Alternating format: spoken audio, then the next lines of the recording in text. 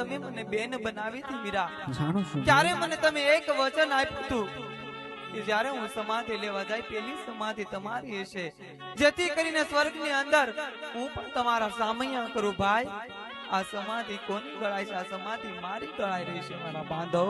અરે મારી બેન, સ્વર્ગની અંદર સામૈયા કરવા માટે કદાચ ડાલીબેન ને જવું હોય ને બેન, હા વીરા, તો અહીંયા ઉભા ઈ લોકો તમારી પાસે પ્રમાણ માંગશે બેન. તમે પ્રમાણ દેશો બેન?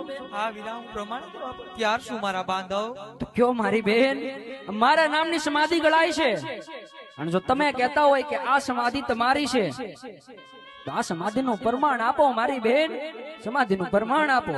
અરે વીરા, આ સમાધિની અંદર જો ખાડો ગળાય અને કાંગસી રાત્યોને કરો નીકળે તો માનજો કે આ બેન ડાલીની સમાધિ છે બાંધવ, ડાલીની સમાધિ.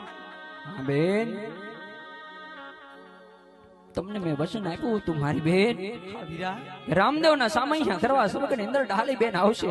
હા વીરા, પણ અત્યાર સુધી આ જગતના લોકોને ડાલી બેન માથે વિશ્વાસ નહોતો બેન. હા વીરા, ડાલી બેન ને હલકું વરણ ગણી ડાલી બેન નું અપમાન કરતા હતા બેન.